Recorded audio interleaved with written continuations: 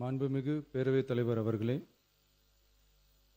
நம்மளோட குடும்பத்தில் இருக்கிற, நம்மளோட வீட்டில் இருக்கிற நம்ம பாட்டியை, நம்ம அம்மாவை, நம்ம அக்காவை, நம்ம தங்கச்சியை பற்றின ஒரு தீர்மானம். அதை பற்றி பேசுகிறதுக்கு, அவங்களுக்காக பேசுகிறதுக்கு நம்ம மனசில் இருந்து, நம்ம இதயத்தில் இருந்து பேசுகிறேன். இதுக்கு முன்னாடி இந்த விஜய்க்கு கிடைச்ச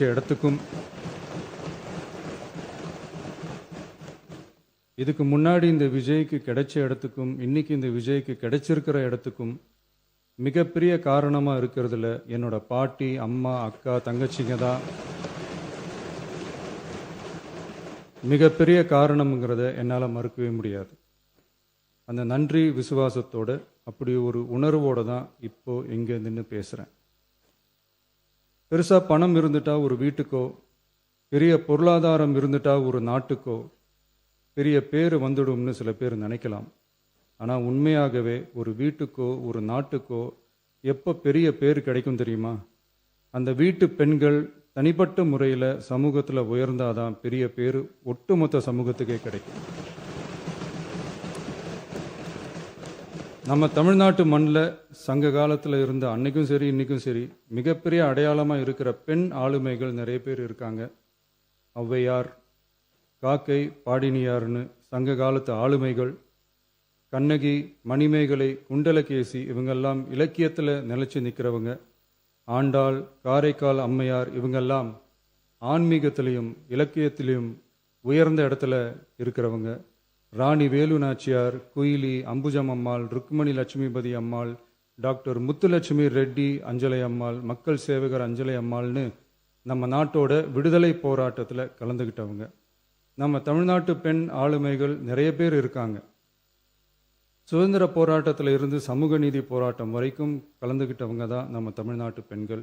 அது மட்டுமா, கல்வி, அறிவியல், அரசியல், நீதி, நிர்வாகம், தொழில்நுட்பம்னு எல்லா டிபார்ட்மெண்ட்லேயும் இன்னைக்கு நம்ம தமிழ்நாட்டு பெண்களோட பங்களிப்பு பெருசாக இருக்குன்றத யாரும் மறுக்கவே முடியாது.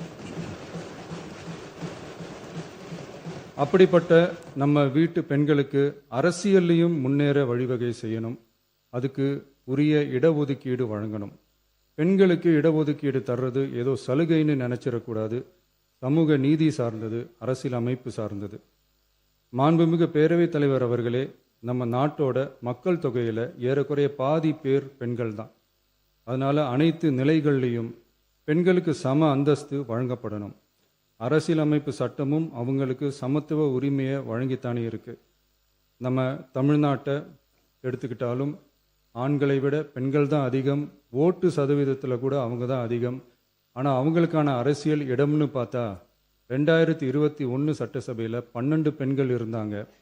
இப்போ இந்த 2026 சட்டசபையில் 23 பெண்கள் இருக்கிறாங்க.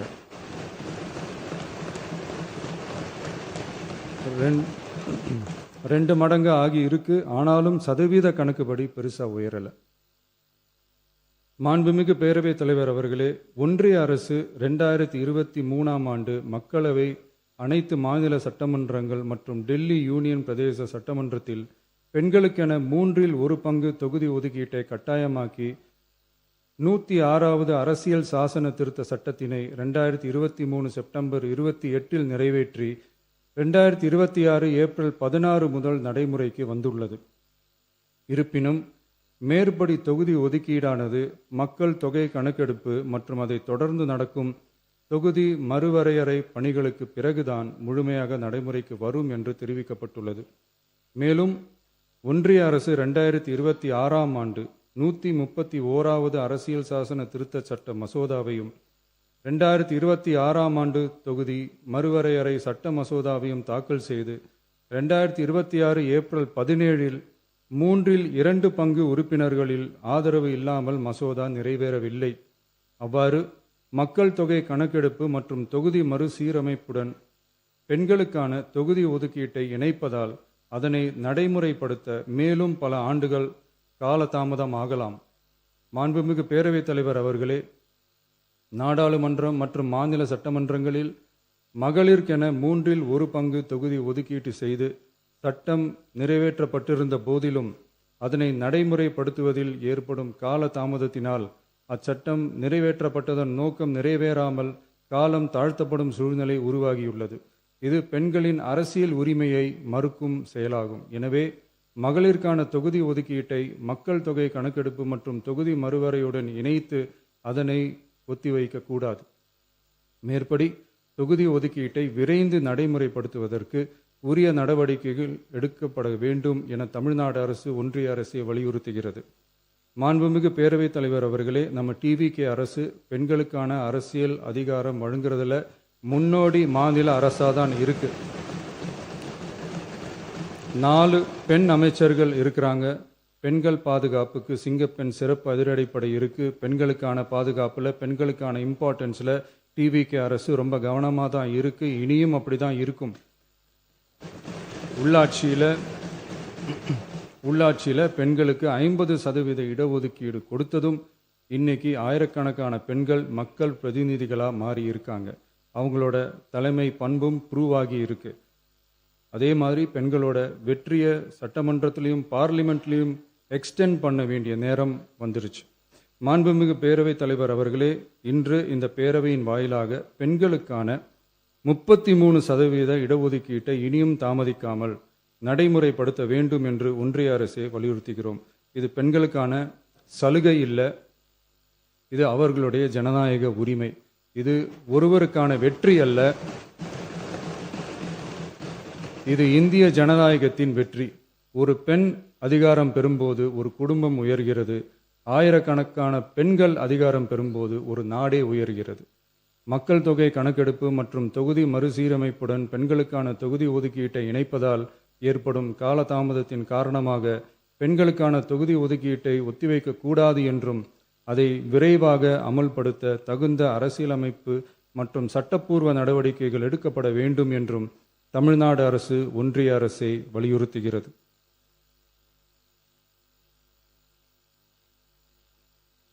மாண்புமிகு பேரவைத் தலைவர் அவர்களே, டீலிமிட்டேஷன் தொடர்பான ஆலோசனை கூட்டம் தமிழ்நாட்டு மக்களவை மற்றும் மாநிலங்களவை உறுப்பினர்களுடன் தமிழ்நாடு அரசால் நமது தலைமையில் 8/8/2026 அன்று கலைவாணர் அரங்கத்தில் நடந்துச்சு. அந்த கூட்டத்தில் தமிழ்நாட்டை சேர்ந்த அனைத்து மக்களவை மற்றும் மாநிலங்களவை உறுப்பினர்களுக்கும் அழைப்பு விடுக்கப்பட்டு இந்திய தேசிய காங்கிரஸ் கட்சியின் 11 உறுப்பினர்களும், விடுதலை சிறுத்தைகள் கட்சியின் 2 உறுப்பினர்களும், இந்திய கம்யூனிஸ்ட் கட்சியின் 2 உறுப்பினர்களும், மார்க்சிஸ்ட் கம்யூனிஸ்ட் கட்சியின் 2 உறுப்பினர்களும், இந்திய யூனியன் முஸ்லீம் லீக் கட்சியின் உறுப்பினரும் மற்றும் மறுமலர்ச்சி திராவிட முன்னேற்றக் கழகத்தின் உறுப்பினரும் என 6 கட்சிகளை சேர்ந்த உறுப்பினர்கள் பங்கேற்றாங்க. இந்த கூட்டத்தில் டீலிமிட்டேஷன் தொடர்பாக விரிவாக ஆலோசிக்கப்பட்டுச்சு. அந்த ஆலோசனையில் டீலிமிட்டேஷன்னால தமிழ்நாடு மற்றும் தென் மாநிலங்களுக்கு ஏற்படக்கூடிய பாதிப்புகள் குறித்தும் அதை சரி செய்யறதுக்கான வழிமுறைகள் குறித்தும் விவாதிக்கப்பட்டு இறுதியில் டீலிமிட்டேஷன் தொடர்பாக சட்டமன்றத்தில் ஒரு தீர்மானம் இயற்றலாம்னு முடிவானுச்சு. மாண்புமிகு பேரவைத் தலைவர் அவர்களே, இந்தியாவில் 1952ஆம் ஆண்டு முதல் பொது தேர்தல் நடத்தப்பட்டது.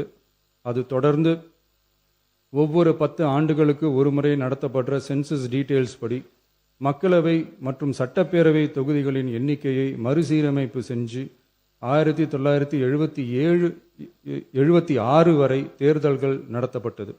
இந்த நிலையில் 1976ஆம் ஆண்டு 42வது அரசியலமைப்பு சட்ட திருத்தப்படி மக்கள் தொகையை சிறப்பாக கட்டுப்படுத்தும் மாநிலங்களுக்கு டீலிமிட்டேஷன் காரணமாக மக்களவை உறுப்பினர் எண்ணிக்கையில் எந்தவித பாதிப்பும் ஏற்படக்கூடாது என்பதற்காக அடுத்த 25 வருஷத்துக்கு 1971ஆம் ஆண்டு சென்சஸ் படி பாராளுமன்ற உறுப்பினர்களின் எண்ணிக்கை வைக்கப்படும்னு சட்டம் இயற்றப்பட்டது. அதை தொடர்ந்து அதே நிலையை முன்னிறுத்தி 84வது மற்றும் 87வது அரசியலமைப்பு சட்ட திருத்தம் 1971 சென்சஸ் படி மக்களவை தொகுதிகள் நிலைநிறுத்தப்பட்டன. இந்த திருத்தங்களோட நோக்கமே மக்கள் தொகை கட்டுப்பாட்டை செயல்படுத்திய மாநிலங்களின் உரிமைகளை பாதுகாக்கிறது தான். மாண்புமிகு பேரவைத் தலைவர் அவர்களே, அந்த 25 வருஷ லிமிட் இந்த 2026 முடியுது.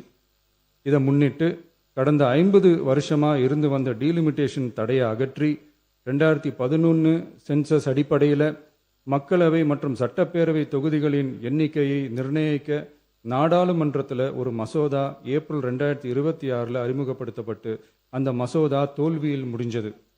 இப்போ மீண்டும் ஒன்றிய அரசு மக்களவை உறுப்பினர்களின் எண்ணிக்கையை 50% அதிகரிக்க செய்து டீலிமிட்டேஷன் மசோதாவை அறிமுகப்படுத்த உத்தேசித்து இருப்பதா சில அரசியல் கட்சிகள் தெரிவிப்பதா கூறப்படுது. இந்த வரக்கூடிய மசோதா குறித்து 8/8/2026 பாராளுமன்ற உறுப்பினர்களோட நடந்த கூட்டத்தில் விவாதிச்சப்போ மேலே சொன்ன மாதிரி தற்போது அறிமுகப்படுத்தப்பட உள்ள மசோதா நிறைவேறினால் ஒவ்வொரு மாநிலத்துக்கும் தலா 50% மக்களவை உறுப்பினர்களின் எண்ணிக்கையை முதலில் அதிகரித்தாலும் அதனைத் தொடர்ந்து 2026 சென்சஸுக்கு பிறகு அரசியலமைப்பு பிரிவு ஆர்டிகல் 81(2)A அதன் கீழ் மாநிலத்தின் மக்கள் தொகையின் அடிப்படையில் தொகுதிகள் மறுசீரமைக்கப்படும்.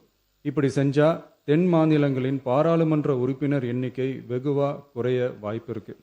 கடைசியில் மக்கள் தொகை கட்டுப்பாட்டை சிறப்பாக செயல்படுத்தின தமிழ்நாடு உள்ளிட்ட தென் மாநிலங்களுக்கு பெரும் அரசியல் பிரதிநிதித்துவ அநீதி இழைக்கப்படும். சர்வ வல்லமை பெற்றதா டீலிமிட்டேஷன் ஆணையம் இருக்கு.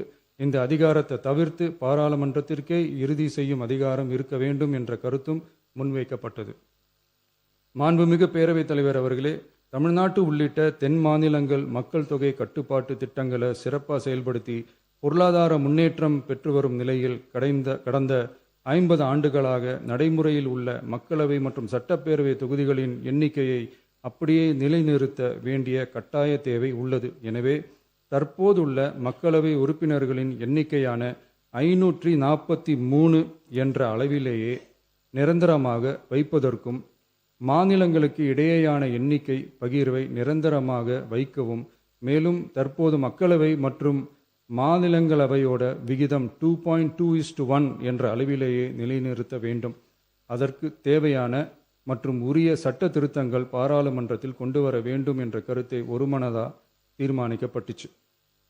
மாண்புமிகு பேரவைத் தலைவர் அவர்களே, மகளிர் இடஒதுக்கீடு சட்டத்தினை அமுல்படுத்த மேலும் காலதாமதம் இல்லாமல் தற்போது 543 என்ற நிலையிலேயே 1/3 தொகுதி மகளிர் தொகுதிக்கு வருகின்ற 2029 பாராளுமன்ற தேர்தலில் நடைமுறைப்படுத்த வேண்டும் என்ற முன்மொழியும் தீர்மானிக்கப்பட்டுச்சு. ஆகவே மேற்கூறிய காரணங்களால் தமிழ்நாட்டில் உள்ள அனைத்து சட்டமன்ற கட்சியின் தலைவர்களும் ஒருமித்த கருத்தோடு தமிழ்நாட்டை முன்னிறுத்தி கட்சி வேறுபாடின்றி ஒருமித்த குரலில் பேச வேண்டும் என்ற கருத்தை வலியுறுத்தி நாம முன்மொழிகிற தீர்மானத்தை ஒருமனதாக நிறைவேற்றி தருமாறு கேட்டுக்கொள்கிறோம். தொகுதி மறுவரையறை மற்றும் மகளிர் இடஒதுக்கீடு அரசினர் தனி தீர்மானம். தமிழ்நாடு உள்ளிட்ட அனைத்து மாநிலங்கள் மற்றும் யூனியன் பிரதேசங்களில் மக்களவை சட்டப்பேரவை உறுப்பினர்களின் எண்ணிக்கையானது கடந்த 50 ஆண்டுகளாக 1971ஆம் ஆண்டினுடைய மக்கள் தொகை கணக்கெடுப்பு புள்ளி விவரங்களின்படி நிர்ணயிக்கப்பட்டு தேர்தல்கள் நடத்தப்பட்டு வருகிறது. ஏப்ரல் 2026 பாராளுமன்றத்தில் கடந்த 50 ஆண்டு கால தொகுதி மறுவரையறை தடையை நீக்கவும் 2011ஆம் ஆண்டு மக்கள் தொகை கணக்கெடுப்பு அடிப்படையில் தொகுதி மறுவரையறை செய்திடவும் மக்களவை உறுப்பினர்களின் எண்ணிக்கையை 550 850 அதிகரிக்கவும் கொண்டுவரப்பட்ட அரசியலமைப்பு சட்ட திருத்த மசோதா தோல்வியடைந்தது. இந்நிலையில் மீளவும் மேற்குறிப்பிட்ட அரசியலமைப்பு சட்ட திருத்த மசோதா கொண்டுவரப்பட உள்ளது என தெரிந்ததின் அடிப்படையில் 1971க்கு பிறகு உள்ள எந்த மக்கள் தொகை கணக்கெடுப்பை அடிப்படையாக கொண்டு தொகுதி மறுவரையறை செய்தாலும் மக்கள் தொகையை சிறப்பாக கட்டுப்படுத்திய தமிழ்நாடு உள்ளிட்ட தென் மாநிலங்களின் நாடாளுமன்ற பிரதிநிதித்துவம் நிரந்தரமாக பாதிக்கப்படும் என்பது நிதர்சனமான உண்மை. ஒன்றிய அரசு அளித்த உறுதியின்படி மக்கள் தொகை கட்டுப்பாட்டு திட்டங்களை சிறப்பாக செயல்படுத்தி நல்ல பொருளாதார வளர்ச்சி கண்டு நல்ல சுகாதாரம் மக்கள் நல திட்டங்களை மேற்கொண்டு வரும் எந்த ஒரு மாநிலமும் தொகுதி மறுவரையால் பாதிக்கப்படாமல் பார்த்து கொள்வது ஒன்றிய அரசின் தலையாய கடமையாகும். எனவே தற்போதுள்ள மக்களவை உறுப்பினர்களின் எண்ணிக்கையான 543 என்ற அளவிலேயே நிரந்தரமாக வைப்பதற்கும் மாநிலங்களுக்கு இடையேயான எண்ணிக்கை பகிர்வை நிரந்தரமாக வைக்கவும், மேலும் தற்போது மக்களவை மற்றும் மாநிலங்கள் அவையினுடைய விகிதம் 2.2:1 என்ற அளவிலேயே நிலைநிறுத்த வேண்டும் என்றும், அதே வேளையில் பெண்களுக்கான 33% இடஒதுக்கீட்டை காலதாமதமின்றி தற்போது 543 தொகுதிகளின் அடிப்படையிலேயே 2029ஆம் ஆண்டு மக்களவைத் தேர்தலில் நடைமுறைப்படுத்த வேண்டும் என்றும் ஒன்றிய அரசை வலியுறுத்தி தமிழ்நாடு சட்டமன்ற பேரவை கீழ்க்கண்ட தீர்மானங்களை ஒருமனதாக நிறைவேற்றுகிறது. 1. நாடாளுமன்ற மக்களவையின் மொத்த உறுப்பினர்களின் எண்ணிக்கையை 543 என்ற நிலையிலேயே நிரந்தரமாக்க வேண்டும். 2. தற்போதுள்ள மக்களவை உறுப்பினர்களின் இடங்களின் எண்ணிக்கையை மாநிலங்களுக்கிடையே, அதாவது விகிதாச்சார பிரதிநிதித்துவம் தற்போதுள்ள அளவிலேயே நிரந்தரமாக்க வேண்டும். 3. வரவிருக்கும் மக்களவை பொது தேர்தலிலும் அதன் பிறகு சட்டமன்ற பொது தேர்தல்களிலும் 1/3 தொகுதி ஒதுக்கீட்டு பலனை பெண்கள் பெறுவதை உறுதி செய்ய வேண்டும் என ஒன்றிய அரசை தமிழ்நாடு சட்டமன்ற பேரவை ஒருமனதாக வலியுறுத்துகிறது. மாண்புமிகு பேரவைத் தலைவர் அவர்களே, இந்த தீர்மானம் ஒரு அரசியல் கட்சியின் தீர்மானம் அல்ல, தமிழ்நாட்டின் உரிமையை நிரந்தரமாக பாதுகாக்கும் தீர்மானம். எனவே அனைத்து கட்சிகளை சேர்ந்த மாண்புமிகு பேரவை உறுப்பினர்கள் இந்த தீர்மானத்தை ஒருமனதாக நிறைவேற்றி தர வேண்டும் என்று கேட்டுக்கொள்கிறோம். நன்றி.